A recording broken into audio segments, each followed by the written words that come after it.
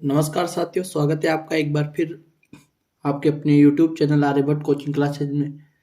दोस्तों, अपना अर्धवार्षिक पेपर 2022-23 गणित विषय का जो कि कक्षा 10वीं का पेपर आया था, उसका प्रथम भाग भाग अ हमने इससे पहले वाले लेक्चर के अंदर हल किया था और आज हम हल करेंगे इसका भाग ब।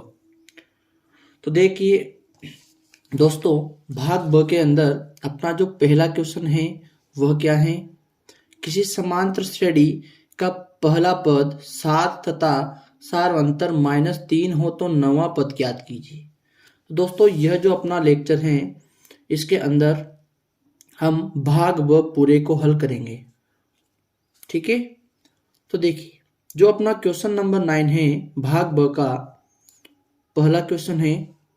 तो देखिए यह जो क्वेश्चन है यह है अपनी अध्याय 5 का समांतर श्रेणी के अंदर से क्वेश्चन लिया गया है और क्वेश्चन नंबर 10 भी अपना कहाँ से लिया गया है, अध्याय 5 से लिया गया है। तो देखिए दोस्तों, जो क्वेश्चन नंबर 9 है उसको हम कैसे हल करते हैं। किसी समांतर श्रेणी का जो प्रथम पद है अपने पास, उसको क्या माना जाता है साथियों, ए माना जाता है। क्या माना जाता है, ए। तो यह कितना है अपने पास, 7। और सारवंतर को किससे लिखा जाता है, डी से लिखा जाता है। और यह कितना है अपना -3 है। और हमें क्या ज्ञात करना है, इसका नौवां पद ज्ञात करना है। क्या ज्ञात करना है, नौवां पद ज्ञात करना है। तो दोस्तों, जो पद होता है, जो पदों की संख्या होती है, हम उसको किससे दिखाते हैं, एन के द्वारा दिखाते हैं। तो देखिए हमें ज्ञात करना है नौवां पद। तो इसके लिए हमारे जो सूत्र होता है वह होता है ए एन बराबर a plus n minus 1 into d. क्या होता है, ए एन बराबर a plus n minus 1 into d. तो यहाँ से हमें जो पद ज्ञात करना है वो है नौवां पद। कौन सा पद, नौवां पद। तो देखिए ए का मान कितना है अपने पास, 7 प्लस एन का मान कितना है साथियों अपना 9 माइनस 1 इंटू डी का मान कितना है अपने पास, -3। तो यहाँ है अपना A9 बराबर ए का मान कितना था, 7। तो यहाँ रखेंगे हम ऐसे कैसे, 7। 9 में से यदि 1 घटाते हैं तो कितना प्राप्त होता है, 8 प्राप्त होता है और इंटू -3। देखिए A9 बराबर 7 प्लस, देखिए दोस्तों, यदि मैं 8 को -3 से गुणा करता हूं तो कितना प्राप्त होता है, -24 प्राप्त होता है। कितना प्राप्त होता है, -24 प्राप्त होता है। तो A9 बराबर 7। देखिए प्लस और माइनस जब जैसे ही दोनों को गुणा किया जाएगा तो क्या प्राप्त होगा, माइनस प्राप्त होगा। तो देखिए यदि 7 में से 24 को घटाएंगे तो कितना प्राप्त हो जाएगा अपने पास, तो यह प्राप्त हो जाएगा दोस्तों अपना -17। कितना प्राप्त हो जाएगा, -17 प्राप्त हो जाएगा। तो इस प्रकार से जो अपना नौवां पद प्राप्त होगा वह कितना प्राप्त होगा, -17 प्राप्त होगा। तो यह था साथियों अपना भाग ब का पहला क्वेश्चन और पेपर का नौवां क्वेश्चन। इसी प्रकार जो अपना अगला क्वेश्चन है यह भी कौन से एक्सरसाइज का है साथियों, कौन से चैप्टर का है, तो यह भी है चैप्टर नंबर 5 से। तो देखिए क्वेश्चन नंबर 10 क्या दिया गया है कि 51 से 110 तक की जो प्राकृत संख्याएं होती हैं उनका योग ज्ञात करना है। क्या ज्ञात करना है दोस्तों, योग ज्ञात करना है। तो देखिए 51 से 110 तक प्राकृत संख्याएं, 51 से 110 तक कितनी प्राकृत संख्याएं हैं यह हमें पता करना होगा। तो इससे जो एपी हमारे पास तैयार होगी वह क्या होगी साथियों, तो देखिए 51 से, तो 51 पहली प्राकृत संख्या होगी और इसके बाद जो दूसरी प्राकृत संख्या होगी वह क्या होगी, 52, तीसरी 53 और इसी प्रकार कहाँ तक लेनी है साथियों, हमें 110 तक लेनी है। कहाँ तक लेनी है, हमें 110 तक लेनी है। ठीक है, तो देखिए यहां से यदि हम देखें तो हमारा जो प्रथम पद होगा वह कितना होगा, ए, वह होगा हमारा 51। और साथियों यदि हमें डी का मान ज्ञात करना है, सारवंतर ज्ञात करना है, तो कैसे ज्ञात करते हैं, दूसरे पद के अंदर से पहला पद घटा देते हैं। दूसरा पद है अपना 52 और पहला पद है दोस्तों अपना 51। यदि मैं 52 में से 51 को घटाऊंगा तो कितना प्राप्त होगा? 1 प्राप्त होगा। कितना प्राप्त होगा अपने पास? 1 प्राप्त होगा। और यह जो पद है अपना, इसको माना जाता है अंतिम पद। इसको क्या माना जाता है? अंतिम पद। और अंतिम पद को हम दिखाते हैं an के द्वारा। किसके द्वारा दिखाते हैं? an के द्वारा दिखाते हैं। तो यहाँ से सबसे पहले हमें पता करना होगा कि हमारे पास जो पदों की संख्या है वह कितनी है। पदों की संख्या कितनी है। और पदों की संख्या ज्ञात करने के लिए हमें किसका मान ज्ञात करना होता है? n का मान ज्ञात करना होता है। तो यदि हमें n का मान ज्ञात करना है तो हमारा जो फॉर्मूला होगा वह होगा an बराबर a प्लस n माइनस 1 और इंटू डी। कौन सा होगा? an बराबर a plus n minus 1 into d. तो देखिए an का जो मान है अपने पास, जो an का मान है अपना वो है 110 और a का जो मान है अपने पास वो है 51 प्लस n का मान अपने पास नहीं है और d का जो मान है अपने पास वो है कितना? 1। कितना है? 1। ठीक है यहाँ तक। तो देखिए सबसे पहले क्या करना होता है कि जो अपना 51 है, जो a का मान है उसको कहाँ लाएंगे? हम बराबर के इधर लेकर आएंगे। तो यहाँ देखिए 110 माइनस 51 कितना हो जाएगा अपना? 110 माइनस 51 बराबर, और ये को यदि मैं अंदर गुणा कर लेता हूं तो 1 से यदि n को गुणा करते हैं तो क्या प्राप्त होता है? n प्राप्त होता है। इसी प्रकार यदि 1 को माइनस 1 से गुणा करेंगे तो क्या प्राप्त होगा? माइनस का 1 ही प्राप्त होगा। कितना प्राप्त होगा? माइनस 1 ही प्राप्त होगा। और देखिए यदि 110 के अंदर से यदि हम 51 घटाते हैं तो कितना प्राप्त होता है? 59 प्राप्त होता है। कितना प्राप्त होता है? 59 अर्थात 59 प्राप्त होता है। और देखिए साथियों हमें ज्ञात करना है n का मान, तो माइनस 1 को जब हम इधर लेकर आएंगे तो किसका हो जाएगा? प्लस का हो जाएगा। किसका हो जाएगा? प्लस का हो जाएगा। और यहाँ से n का जो मान प्राप्त होगा वह क्या प्राप्त होगा? 60 प्राप्त हो जाएगा। हम इन दोनों को क्या कर देंगे दोस्तों? जोड़ देंगे। तो n बराबर कितना प्राप्त हुआ अपने पास? 60 प्राप्त हुआ। अब हमें ज्ञात करना है 60 पदों का योग। कितने पदों का योग ज्ञात करना है? 60 पदों का योग ज्ञात करना है। क्योंकि जो प्रश्न था अपने पास उसमें क्या बोला गया था साथियों? 51 से 110 तक की प्राकृत संख्याओं का योग। तो हमें पहले पता करना था कि 51 से 110 तक कितने पद इसके अंदर हैं।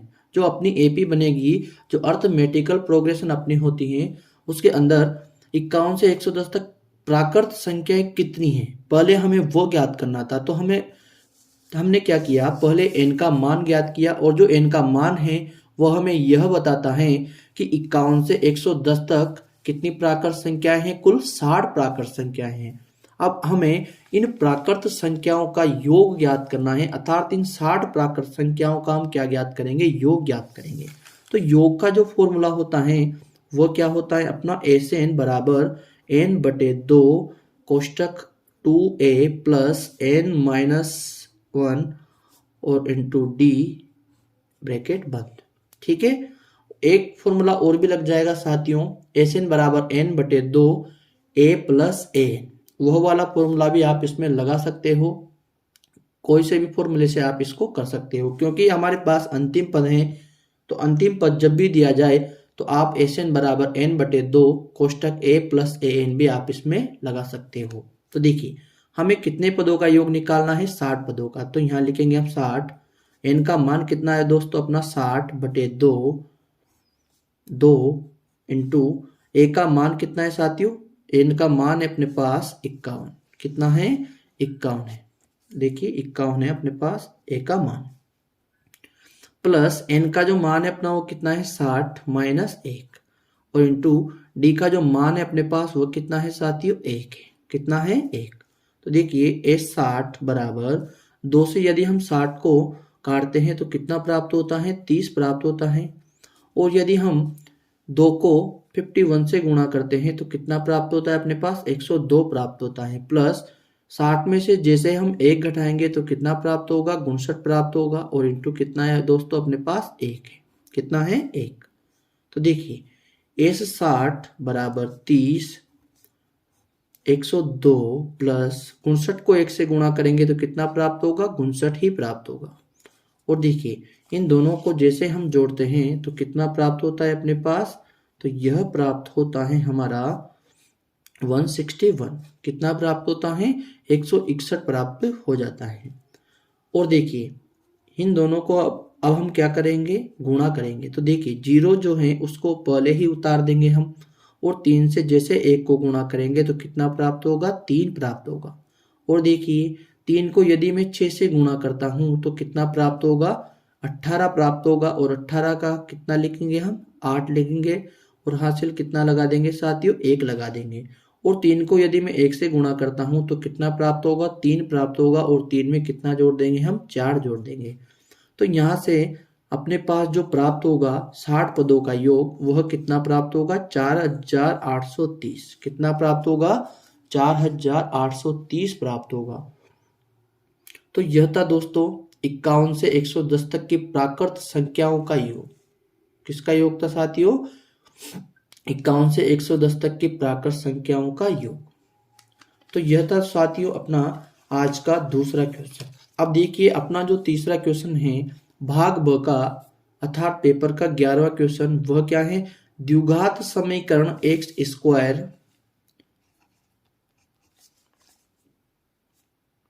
स्क्वायर माइनस एक्स और माइनस 110 बराबर क्या है अपने पास 0 के क्या ज्ञात करने हैं, हमें मूल ज्ञात करने हैं। क्या ज्ञात करने हैं, मूल ज्ञात करने हैं। यदि मुझे द्विघात समीकरण x square minus x minus 110 बराबर 0 के मूल ज्ञात करने हैं तो मेरे पास कितनी विधियां हैं, 3 विधियां हैं। कितनी विधियां हैं, 3 विधियां। दोस्तों यह कौन से एक्सरसाइज का क्वेश्चन है, कौन से चैप्टर का क्वेश्चन है, तो यह है दोस्तों अपने एक्सरसाइज 4 चैप्टर नंबर 4 का ये क्वेश्चन है। तो इसमें द्विघात समीकरणों को हल करने की 3 विधियां हैं साथियों। पहली जो विधि होती है अपनी, वह होती है गुणनखंड विधि, और जो दूसरी अपनी विधि होती है वह होती है पूर्ण वर्ग विधि, और तीसरी जो विधि होती है वह होती है श्रीधराचार्य विधि। तो हम इस क्वेश्चन को गुणनखंड विधि के माध्यम से हल करते हैं। तो दोस्तों हमें क्या करना होता है, हमें दो संख्याएं ऐसे सोचनी होती हैं जिनको गुणा करने पर हमें क्या प्राप्त हो, 110 प्राप्त हो, और जोड़ने घटाने पर या तो जोड़ा जाए या फिर घटाया जाए तो कितना प्राप्त हो, 1 प्राप्त हो। कितना प्राप्त हो, 1 प्राप्त हो। अर्थात हम कह सकते हैं कि गुणा करने पर अचर पद प्राप्त हो और जोड़ने घटाने पर क्या प्राप्त हो, x का गुणांक प्राप्त हो। तो ऐसी दो संख्याएं हमें सोचनी होगी। तो दोस्तों जो दो संख्याएं हम सोचेंगे वह सोचेंगे 10 और 11। क्या सोचेंगे, 10 और 11 कि ऐसी दो संख्याएं क्या क्या हो सकती हैं, 10 और 11 हो सकती हैं। लेकिन अब हमें यहां लाना है माइनस का 1। कितना लाना है, माइनस का 1, और यहां लाना है 110। तो देखिए जैसे मैं 10 से गुणा करता हूं 11 को तो कितना प्राप्त हो जाता है, 110 प्राप्त हो जाता है। और यदि हम 10 और 11 को जोड़ते हैं तो 21 प्राप्त होता है। लेकिन हमें कितना लाना है, 1 लाना है, वो भी किसका लाना है, माइनस का। तो दोनों संख्याओं में से यदि माइनस की संख्या को बड़ी रखा जाए, माइनस की संख्या को बड़ी रखा जाए और प्लस की संख्या को क्या रखा जाए दोस्तों, छोटी रखा जाए, तो हम कह सकते हैं कि अपने पास घटाने पर कितना प्राप्त हो जाएगा, माइनस का 1 प्राप्त हो जाएगा। तो यहां से हम कह सकते हैं कि एक्स स्क्वायर माइनस 11x और प्लस 10x रखने पर हमें क्या प्राप्त हो जाएगा, माइनस का 1 भी प्राप्त हो जाएगा और माइनस का 110 भी प्राप्त हो जाएगा। तो साथियों यहां से कॉमन कितना प्राप्त होता है अपना, यहां से कॉमन प्राप्त होता है अपना x। कितना प्राप्त होता है, x प्राप्त होता है। तो यदि x से एक्स स्क्वायर को भाग करते हैं तो कितना प्राप्त होता है, x माइनस, और x से x में भाग करते हैं तो क्या प्राप्त होता है, 1, और 1 को यदि हम 11 से गुणा करते हैं तो कितना प्राप्त होता है, 11। और यहां से जो कॉमन प्राप्त होगा अपना वह प्राप्त होगा साथियों 10, किसका, प्लस का। तो देखिए 10 से 10 कैंसिल, तो क्या बचेगा अपने पास, x बचेगा। और यदि मैं प्लस का भाग माइनस में लगाता हूं तो क्या प्राप्त होता है, माइनस प्राप्त होता है। और 10 का भाग यदि हम 110 में लगाते हैं तो कितना प्राप्त होता है, 11 प्राप्त हो जाता है। ठीक है। तो देखिए यहाँ हम देख सकते हैं कि दोनों कोष्टक एक जैसे हैं, तो क्या कर लेंगे हम, x माइनस 11 को कॉमन ले लेंगे और यहाँ जो बचेगा अपना वो बचेगा x प्लस 10, और बराबर क्या है साथियों, 0। अब क्या करना होगा, इन दोनों कोष्टकों को 0 के बराबर करना होगा। क्या करना होगा, दोनों कोष्टकों को 0 के बराबर करना होगा। तो x माइनस 11 बराबर 0, इसी प्रकार x प्लस 10 बराबर 0। तो साथियों यदि मुझे x का मान ज्ञात करना है तो माइनस 11 को यहाँ लेकर जाऊंगा तो x बराबर कितना प्राप्त हो जाएगा, 11 प्राप्त हो जाएगा। इसी प्रकार यहाँ देखिए, यदि मैं प्लस 10 को यहाँ लेकर जाता हूँ तो किसका हो जाएगा, माइनस का हो जाएगा। तो यहाँ से अपने पास जो x का मूल प्राप्त होगा वह क्या क्या प्राप्त होगा, x बराबर 10 प्राप्त होगा और एक प्राप्त होगा अपने पास x बराबर माइनस का 10। तो यह था साथियों अपना इस प्रश्न पत्र का क्वेश्चन नंबर 11, जिसमें हमें क्या ज्ञात करना था, जिसमें हमें ज्ञात करना था द्विघात समीकरण x square minus x minus 110 के मूल ज्ञात करने थे। तो साथियों अगला अपना जो क्वेश्चन है वह है यूक्लिड विभाजन परिमेयिका का कथन लिखिए। तो यूक्लिड विभाजन परिमेयिका का जो कथन होता है यह कौन से चैप्टर के अंदर पूछा जाता है, तो यह पूछा जाता है साथियों चैप्टर नंबर 1 के अंदर। तो देखिए दोस्तों इस क्वेश्चन को हम किस प्रकार से करते हैं। यूक्लिड विभाजन परिमेयिका का कथन जो होता है साथियों वह क्या होता है, यदि हम देखिए जब भी हम नॉर्मली किसी संख्या में भाग देते हैं तो जिस संख्या में भाग दिया जाता है उसको कहा जाता है साथियों भाज्य। इसको क्या कहा जाता है, भाज्य कहा जाता है। और जिसका हम भाग देते हैं उसको क्या कहते हैं, भाजक कहते हैं। इसको हम क्या कहते हैं, भाजक कहते हैं। और इसको दिखाते हैं हम b के द्वारा और भाज्य को दिखाते हैं साथियों हम a के द्वारा। इसी प्रकार जो अपना भागफल होता है उसको दिखाते हैं हम किसके द्वारा, q के द्वारा। किसके द्वारा दिखाते हैं, q के द्वारा। और इसी प्रकार से अपना जो अगला प्राप्त होता है वह प्राप्त होता है शेषफल। क्या प्राप्त होता है, शेषफल प्राप्त होता है। तो देखिए जब भी हम किसी भाज्य के अंदर भाजक का भाग देते हैं तो हमें सबसे पहले क्या प्राप्त होता है, भागफल प्राप्त होता है। क्या प्राप्त होता है, भागफल प्राप्त होता है। और दोस्तों जब हम भागफल को भाजक से गुणा करते हैं तो कहाँ पर लिखते हैं, यहाँ पर लिखते हैं। और जो अपना भाज्य होता है भाज्य, उसके अंदर से हम क्या करते हैं, b और q का गुणनफल घटाते हैं, तब हमें क्या प्राप्त होता है, शेषफल प्राप्त होता है। और शेषफल को दिखाया जाता है r के द्वारा। तो यूक्लिड जो थे वो क्या थे, यूनानी गणितज्ञ थे। क्या थे, यूनानी गणितज्ञ थे, जिन्होंने अपना कथन दिया था कि यदि एक धनात्मक पूर्णांक a, यह क्या है दोस्तों, धनात्मक पूर्णांक a है। यदि धनात्मक पूर्णांक a को किसी अन्य धनात्मक पूर्णांक b से विभाजित किया जाता है। दोस्तों इसका जो कथन है वह क्या है कि यदि किसी भाज्य a को भाजक b द्वारा, इसको हम क्या मान सकते हैं, प्रथम धनात्मक पूर्णांक या एक धनात्मक पूर्णांक मान सकते हैं, और इसको मान सकते हैं दूसरा धनात्मक पूर्णांक।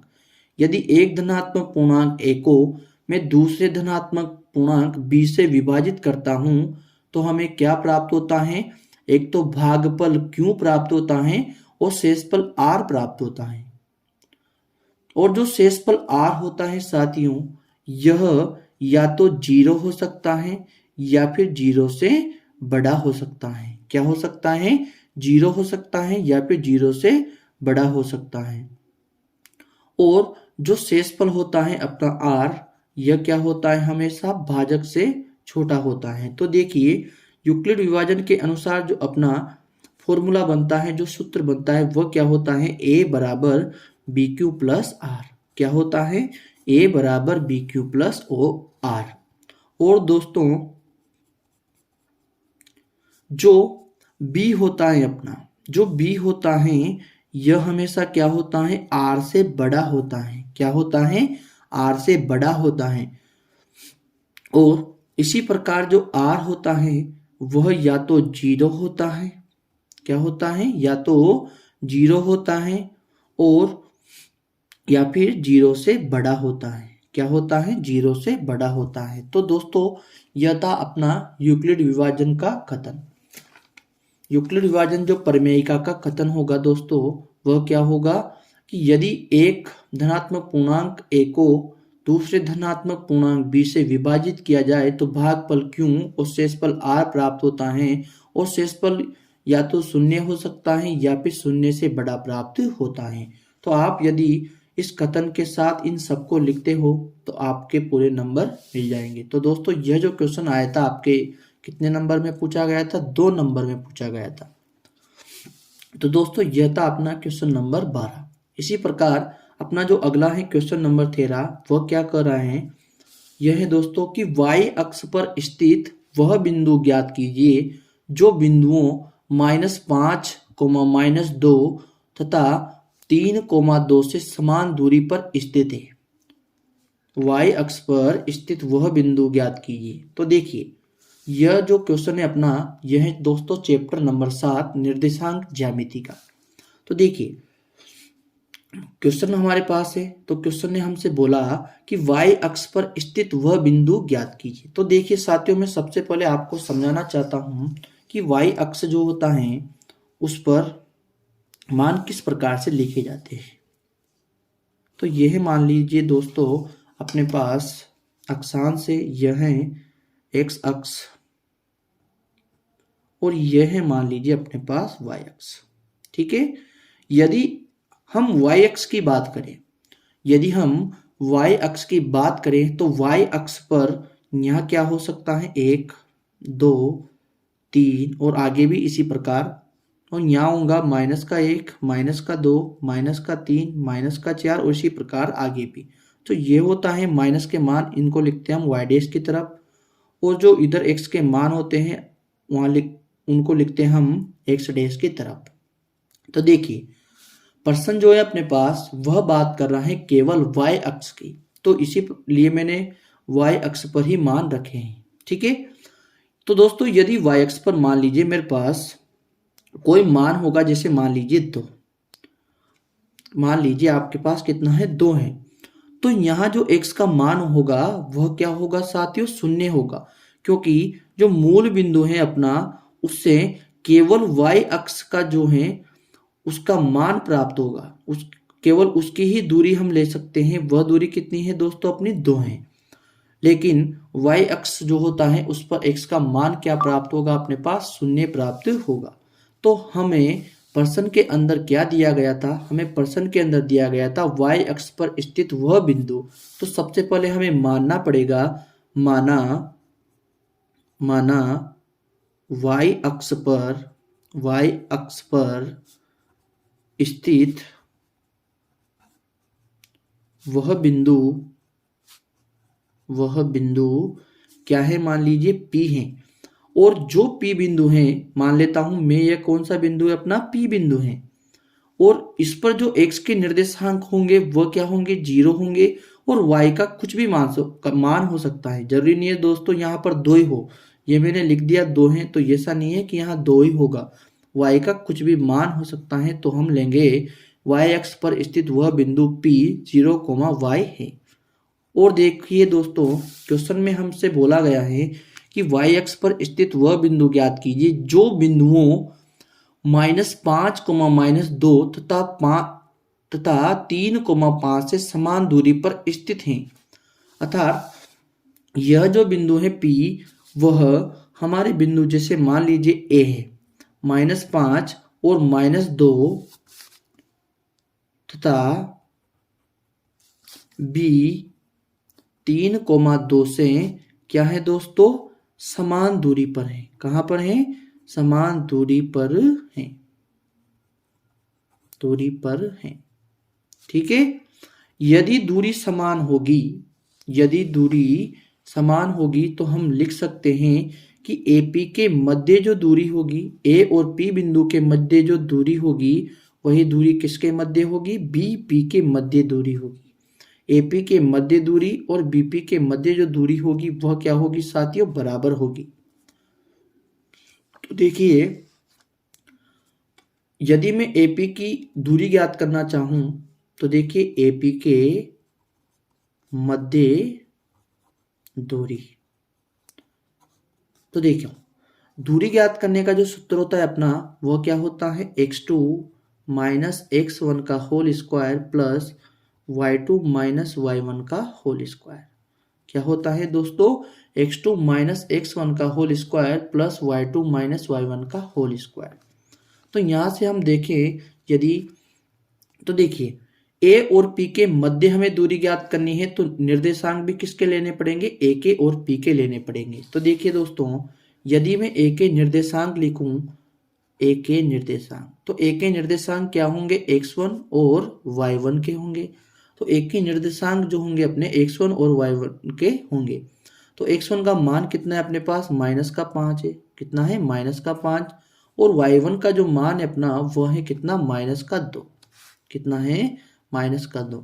इसी प्रकार जो P बिंदु के निर्देशांक हैं वह क्या होंगे अपने, वह होंगे x2 के मान और y2 का मान, क्या होंगे, x2 और y2 के मान। तो देखिए दोस्तों, इन सब मानों को हम क्या कर देंगे, यहां लिख देंगे। तो देखो x2 का जो मान है अपने पास वह कितना है, 0 है, माइनस x1 का जो मान है कितना है, -5 है, ठीक है, प्लस y2 का जो मान है अपने पास वो कितना है, y माइनस, और y1 का जो मान है अपना वो है -2, ठीक है, और स्क्वायर। यहां तक हमने क्या क्या किया, मान रखा। तो देखिए अब आगे देखते हैं, यदि मैं देखूं तो यहाँ जो अपने पास 0 है उसको हम ऐसे रख देंगे। और देखिए दोस्तों, यहाँ है अपना माइनस इंटू माइनस, यहाँ क्या है, माइनस इंटू माइनस, तो क्या होगा, +5 का स्क्वायर, प्लस आगे देखिए माइनस इंटू माइनस क्या होगा, प्लस, तो यहाँ प्राप्त होगा y + 2 का स्क्वायर, ठीक है। देखो अंडर रूट, यदि हम 0 में 5 जोड़ते हैं तो कितना प्राप्त होता है, 5 प्राप्त होता है, और यहाँ 5 का क्या हो रहा है, स्क्वायर, प्लस y + 2 का होल स्क्वायर। इसको यहाँ तक हम हल करते हैं और इसी को मान लेते हैं समीकरण नंबर 1। अब आगे देखिए दोस्तों, हमें ज्ञात करनी है बीपी के मध्य दूरी। किसके मध्य दूरी ज्ञात करनी है, बीपी के मध्य दूरी ज्ञात करनी है। तो देखिए बीपी के मध्य दूरी कैसे ज्ञात करते हैं। देखिए जो बी के निर्देशांक थे वो क्या थे अपने, 3,2, क्या थे, बी के निर्देशांक थे 3,2। तो इसके जो निर्देशांक होंगे वह होंगे अपने x1 के मान और y1 के मान। इसी प्रकार जो p था अपना वह हमने क्या माना था, वो माना था हमने x 0,y, क्या माना था साथियों, 0,y। तो हमारे p बिंदु के निर्देशांक होंगे, x2 का मान होगा अपना 0 और y2 का जो मान होगा वह क्या होगा अपना y होगा, क्या होगा, y होगा। तो यहाँ से हमने x1 y1 x2 और y2 के मान निकाल लिए हैं और अब हम क्या करेंगे, इन मानों को यहाँ पर रखेंगे। तो देखिए जो x2 का मान है अपने पास वह कितना है साथियों, 0, माइनस x1 का जो मान है अपने पास वह कितना है, 3 का स्क्वायर, प्लस y2 का जो मान है अपना वह कितना है, y, माइनस y1 का जो मान है अपने पास वह क्या है, 2। तो देखिए यदि मैं 0 में से -3 को घटाता हूं तो क्या प्राप्त होता है, -3 प्राप्त होता है, और यहाँ क्या है अपने पास, स्क्वायर, प्लस y -2 ऐसे ही लिख देंगे। तो इसी के आगे हम देखते हैं कि -3 का स्क्वायर होने के बाद हमें क्या प्राप्त होगा, प्लस का 9 प्राप्त होगा। किससे प्राप्त होगा साथियों, क्योंकि -3 का स्क्वायर, तो माइनस इंटू माइनस क्या हो जाएगा, प्लस हो जाएगा, और 3 इंटू 3 कितना प्राप्त हो जाएगा अपने पास, 9 प्राप्त हो जाएगा, प्लस y -2 का होल स्क्वायर। और ये मान लेंगे साथियों हम समीकरण नंबर 2। तो दोस्तों अपनी जो समीकरण नंबर 1 और समीकरण नंबर 2 है, इन दोनों को हम क्या कर देंगे, बराबर कर देंगे, क्योंकि इन दोनों की दूरियां जो थी वह क्या थी, बराबर थी। तो समीकरण नंबर 1 व समीकरण नंबर 2 को बराबर करने पर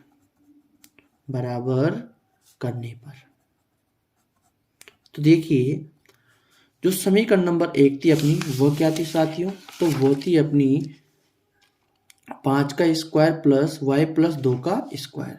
क्या थी साथियों अपनी? 5 का स्क्वायर प्लस वाई प्लस 2 का स्क्वायर।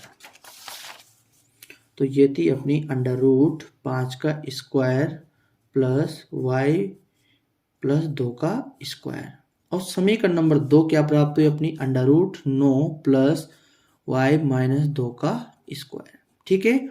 अब यहाँ देखिए आप, यदि हम देखें तो दोनों तरफ क्या है? Under root. तो अंडर रूट से अंडर रूट क्या हो जाएगा? कैंसिल हो जाएगा। और यहाँ देखिए हम 5 का स्क्वायर कितना प्राप्त होगा? तो 25 प्राप्त होगा। प्लस यहाँ देखिए दोस्तों, यहाँ लग रहा है अपना a प्लस बी का होल स्क्वायर का फॉर्मूला। कौन सा फॉर्मूला लग जाएगा अपना? a प्लस बी का होल स्क्वायर का। और a प्लस बी का जो होल स्क्वायर का फॉर्मूला होता है वो क्या होता है अपना? a स्क्वायर प्लस 2ab और प्लस बी स्क्वायर। क्या होता है? a square plus 2ab plus B square. और इसी प्रकार यहाँ जो अपना फॉर्मूला लगेगा वह लगेगा साथियों a माइनस बी का होल स्क्वायर का। तो a माइनस बी का होल स्क्वायर का जो फॉर्मूला होता है वह होता है a स्क्वायर माइनस 2ab और प्लस बी स्क्वायर। ठीक है। तो देखिए a का जो मान है अपने पास वह है y। तो यहाँ क्या हो रहा है? a का स्क्वायर, तो क्या कर देंगे हम? y का स्क्वायर प्लस 2, a का मान है अपने पास y और b का मान कितना है साथियों? 2। तो यहाँ क्या हो रहा है? b का स्क्वायर, तो हम क्या कर देंगे? b का स्क्वायर। यहाँ देखिए b का स्क्वायर, तो b क्या है अपना? 2, तो 2 का क्या कर देंगे हम? स्क्वायर कर देंगे बराबर। इसी प्रकार यहाँ देखिए 9 प्लस ये वाला प्लस, तो देखिए a का जो मान है वह है अपने पास y, तो y का स्क्वायर माइनस, ठीक है, 2। a का मान कितना है साथियों अपने पास? a का मान है अपना y और जो b का मान है अपना वह कितना है? 2। और प्लस जो b का होल स्क्वायर है उसको हम नीचे लिख रहे हैं, अपने पास स्पेस नहीं है इधर, तो यहाँ लिखेंगे हम 2 का स्क्वायर। ठीक है। तो देखिए साथियों कौन कौन कर सकता है, हम उनको पहले काट लेते हैं। तो देखिए वाई स्क्वायर प्लस का और वाई स्क्वायर प्लस का दोनों साइड कट जाएगा। ठीक है। इसी प्रकार 2 का स्क्वायर और 2 का स्क्वायर भी क्या हो जाएगा? कैंसिल हो जाएगा। तो यहाँ देख सकते हैं हम, यहाँ बचेगा अपने पास 25 प्लस 2 को 2 से यदि गुणा करते हैं तो कितना प्राप्त हो जाता है? 4 प्राप्त हो जाता है। और क्या है साथियों अपने पास? y, तो यहाँ क्या प्राप्त हो जाएगा? 4y बराबर 9 ऐसे के ऐसे। और यदि -2 को +2 से गुणा करते हैं तो कितना प्राप्त होता है? -4 प्राप्त होता है। और यदि y से गुणा करते हैं तो क्या प्राप्त होता है? -4y प्राप्त हो जाता है। तो देखिए दोस्तों, यदि हमें y का मान ज्ञात करना है तो y वाले दोनों पदों को क्या कर लेंगे? हम एक साइड कर लेंगे, अर्थात इनका पक्षांतरण कर लेंगे। तो देखिए 4y प्लस का इधर जाएगा तो काय का हो जाएगा? माइनस का हो जाएगा। और 9 जैसे हम इधर लेकर आएंगे तो किसका हो जाएगा? माइनस का हो जाएगा। तो माइनस का 4y और माइनस का 4y, तो कितना हो गया? माइनस का 8y। क्या हो गया? माइनस का 8y। जोड़ देंगे साथियों इनको। और 25 में से जैसे हम 9 घटाते हैं तो कितना प्राप्त होता है? 16 प्राप्त होता है। कितना प्राप्त होता है? 16 प्राप्त होता है। और यदि मुझे y का मान ज्ञात करना है तो y का मान ज्ञात करने के लिए हम क्या करते हैं? -8 गुणा में है तो इसको हम कहाँ लेकर जाते हैं? बटे में लेकर जाते हैं। तो देखिए 16 बटा कितना हो जाएगा? -8। और यदि -8 से हम 16 को भाग करते हैं तो कितना प्राप्त हो जाता है? -2 प्राप्त हो जाता है। तो यहाँ से जो हमारे पास y का मान प्राप्त हुआ वह कितना प्राप्त हुआ साथियों? -2 प्राप्त हुआ। तो हम कह सकते हैं कि अतः वह बिंदु P कितना है? 0, y का मान कितना प्राप्त हुआ साथियों? 2 माइनस का। तो यहाँ कह सकते हैं हम कि वह बिंदु क्या प्राप्त होगा हमें? P 0, -2 प्राप्त होगा। तो यह था दोस्तों अपना क्वेश्चन नंबर 13, जो कि अपने चैप्टर नंबर 7 के अंदर से पूछा गया था और दूरी वाला क्वेश्चन था। तो दोस्तों अब हम करते हैं अगला क्वेश्चन नंबर 14। तो दोस्तों क्वेश्चन है अपने पास 6 सेमी लंबाई का रेखाखंड खींचिए और इसे 2:3 में विभाजित कीजिए। तो दोस्तों यह जो क्वेश्चन है अपना, यह है चैप्टर नंबर 11 का, रचना के अंदर से है। और कितने नंबर में पूछा गया है? 2 नंबर में पूछा गया है। तो साथियों अब हम करते हैं क्वेश्चन नंबर 14। रेखाखंड की लंबाई कितनी है अपनी? 6 सेमी। तो रेखाखंड की लंबाई जो है अपने वो है साथियों 6 सेंटीमीटर। कितनी है? 6 सेंटीमीटर। और अनुपात कितना है अपने पास? तो अनुपात है अपना 2:1। कितना है? 2:1। तो दोस्तों कैसे करेंगे इसको? तो देखिए, पहले आपके पास ज्योमेट्री की पूरी सामग्री उपलब्ध होनी चाहिए। तो देखिए, सबसे पहले हम स्केल की सहायता से एक रेखाखंड खींचते हैं जिसकी लंबाई हमें दी गई है कितनी? 6 सेमी। और 6 कहाँ है दोस्तों अपने पास? यहाँ पर। तो हमें 0 से कितना खींचना है? 6 सेंटीमीटर खींचना है। तो हमने ये खींच दिया साथियों 6 सेंटीमीटर लंबा रेखाखंड। हमें कितने अनुपात में विभाजित करना था? तो हमें विभाजित करना था 2:3 के अंदर। तो हम क्या करते हैं, हम यहाँ पर न्यून कोण बनाते हैं। क्या करते हैं? न्यून कोण बनाते हैं। तो देखिए, ये मान लेता हूँ मैं A और यह मान लेता हूँ मैं B। यह क्या है साथियों? अपना A बिंदु है और यह कौन सा बिंदु है? अपना B बिंदु है। तो मान लो जैसे मैं A वाले बिंदु पर क्या बनाता हूँ? एक न्यून कोण बनाता हूँ। क्या करता हूँ? न्यून कोण बनाता हूँ। तो दोस्तों न्यून कोण बनाने के लिए आपको एक प्रकार की जरूरत पड़ेगी। तो आप प्रकार को क्या कीजिए, अपने हिसाब से या इस रेखाखंड के आधे के बराबर खोलकर आप इसको सबसे पहले क्या करेंगे, इसको नीचे की तरफ घुमा देंगे। क्या कर देंगे? नीचे की तरफ घुमा देंगे। और आपने जितना प्रकार खोल रखा था उसी की सहायता से आप क्या कर देंगे, यहाँ पर एक चाप लगा देंगे। दोस्तों यह जो चाप लगाया हमने वह कितने डिग्री पे लगा? 60 डिग्री पर लगा। कितने डिग्री पर लगा? 60 डिग्री पर। क्योंकि हमें यहाँ पर क्या बनाना था? न्यून कोण बनाना था। और न्यून कोण जो होता है वह क्या होता है? 90 से कम होता है। तो हम यहाँ पर कितने का कोण बनाएंगे? 60 डिग्री का कोण बनाएंगे। और यहाँ से हम रेखाखंड खींचते हैं, इसको नाम दे देते हैं कि क्या? x। इसका क्या नाम दे देंगे साथियों? x नाम दे देंगे। ठीक है। अब देखिए, यहाँ जो हमारे पास अनुपात था वह था 2:1। तो अब हमें क्या करना होगा? इसका योग करना होगा। यहाँ क्या करना होगा? योग करना होगा। तो अनुपातों का योग, अनुपातों का योग। तो अनुपातों का जो योग होगा साथियों वह कितना होगा? 2 + 1 कितना हो जाएगा? 3 हो जाएगा। कितना हो जाएगा? 3 हो जाएगा। तो यदि अनुपातों का योग हमारे पास 3 प्राप्त होता है तो यहाँ से हमें पता चलता है कि हमें कितने चाप लगाने हैं? 3 चाप लगाने हैं। तो साथियों हमें इस रेखाखंड AX पर 3 चाप काटने हैं। कितने चाप काटने हैं? 3 चाप काटने हैं। तो देखिए, आप अपने हिसाब से प्रकार को खोलिए और क्या कीजिए, पहले A बिंदु पर रखिए और A बिंदु से आप लगा देना पहला चाप। क्या लगा देना? पहला चाप लगा देना इस प्रकार। और फिर क्या करना है, जो हमने चाप लगाया इस पर लाकर हम प्रकार की नोक को रखते हैं और क्या कर देते हैं? दूसरा चाप लगा देते हैं। इसी प्रकार यहाँ पर रखते हैं हम प्रकार की नोक और क्या कर देते हैं? हम तीसरा चाप लगा देते हैं। तो ये लगाया हमने तीसरा चाप। तो दोस्तों जो चाप हमने लगाए इनको क्या कर देंगे? हम नाम दे देंगे। नाम कैसे दे देंगे? ऐसे A1, A2 और A3। क्या नाम दिया साथियों हमने? A1, A2 और A3। और क्या करेंगे हम, जो अपना अंतिम चाप है A3 उसको किससे मिला देंगे? B से मिला देंगे।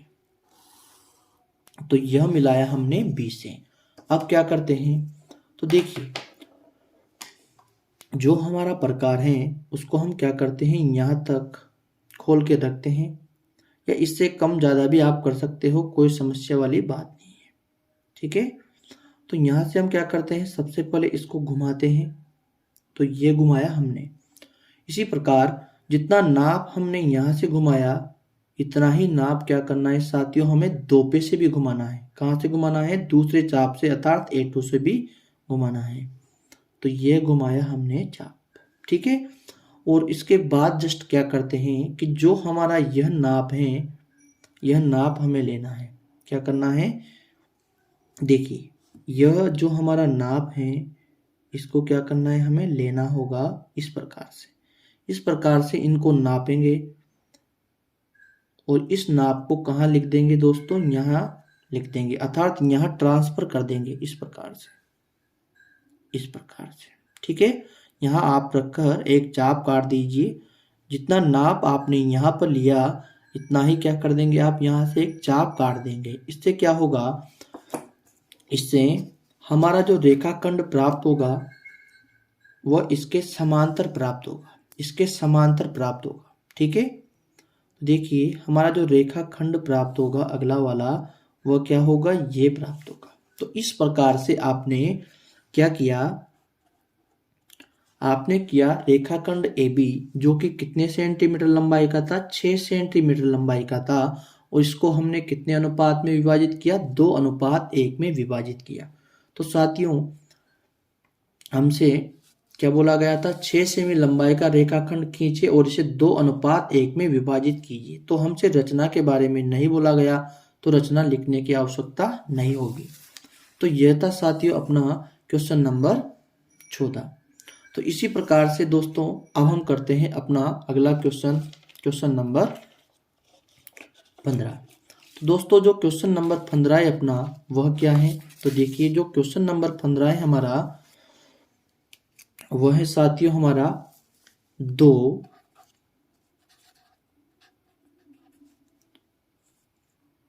sin π/6 और cos π/3 का मान हमें ज्ञात करना है, का मान हमें ज्ञात करना है। तो देखिए यहाँ जो हमारे पास पाई का मान होता है वह कितना होता है, 180 होता है। कितना होता है, पाई का मान 180 होता है। तो देखिए 2 साइन पाई का मान पाई की जगह रखते हैं हम, तो कितना है 180 और बटे 6 कोस पाई का मान कितना है अपने पास, 180 और बटे कितना 3। तो देखिए 2 साइन 6 का भाग यदि 180 में लगाते हैं तो कितना प्राप्त होता है, 30 प्राप्त होता है। और यदि हम 3 का भाग 180 में लगाते हैं तो कितना प्राप्त होता है, 60 प्राप्त होता है। तो यहाँ हमारे पास साइन 30 और कोस 30 प्राप्त हुआ। कितना प्राप्त हुआ, साइन 30 और कोस 30 प्राप्त हुआ। तो यहाँ हमारी जो त्रिकोणमिति की सारणी होती है अनुपातों की, उसमें हमारे पास साइन 30 डिग्री का मान होता है, तो वह कितना होता है, 1/2 होता है। इसी प्रकार जो कोस 60 डिग्री का मान होता है वह कितना होता है, यह भी 1/2 ही होता है।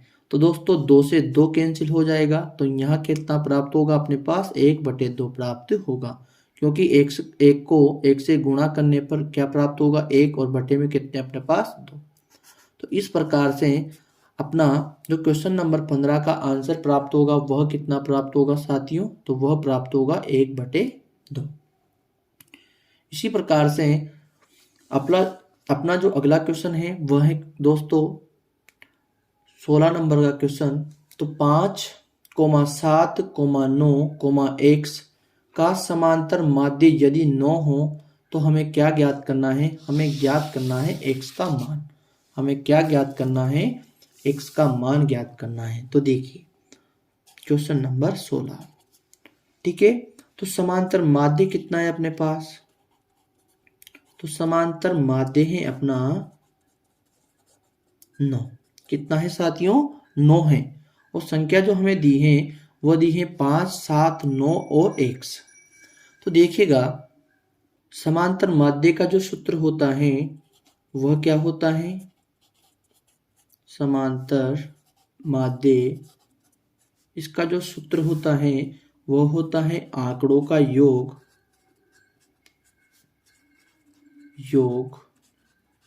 बटे आंकड़ों की संख्या। क्या होती है, आंकड़ों की संख्या, ठीक है। तो आंकड़े जो हैं हमारे वो क्या है साथियों, 5, 7, 9 और x। क्या क्या है, 5 प्लस 7 प्लस 9 प्लस x। क्या करना था, हमें योग करना था। कितने आंकड़े दोस्तों हमारे पास, 1 2 3 4। कितने आंकड़े हैं, 4। और समांतर माध्य का जो मान था हमारे पास वो कितना था साथियों, 9 था। तो देखिए हम क्या करते हैं, बटे में 1 लगाते हैं और इसको क्या कर देते हैं, वज्र गुणा कर देते हैं। तो देखिए यदि मैं 4 को 9 से गुणा करता हूं तो कितना प्राप्त होता है, 36 प्राप्त होता है। बराबर यदि 1 को हम इससे गुणा करते हैं तो कितना प्राप्त होता है, 1। तो यहां से यदि हम पहले इनका ऐड करते हैं तो कितना प्राप्त होता है, 5 और 7 12। 12 में यदि हम 9 जोड़ते हैं तो कितना प्राप्त होता है, 21 प्राप्त होता है। तो 21 प्लस x। ठीक है साथियों, तो यदि हमें x का मान ज्ञात करना है तो सबसे पहले क्या करना पड़ेगा, 21 को यहाँ लेकर आना पड़ेगा। तो देखिए x बराबर 36 माइनस 21। तो x बराबर कितना प्राप्त हो जाएगा, हमारे पास 15 प्राप्त हो जाएगा। तो साथियों आज के लेक्चर में बस इतना ही। आशा करता हूं कि आपको वीडियो पसंद आया होगा। और दोस्तों यदि आपको वीडियो पसंद आया हो तो वीडियो को लाइक करें और अपने दोस्तों के साथ ज़रूर शेयर करें। और यदि चैनल पर नए हो तो चैनल को ज़रूर सब्सक्राइब करें और बेल आइकन को प्रेस करें ताकि आपको नए नए वीडियो के नोटिफिकेशन मिल सके। धन्यवाद दोस्तों।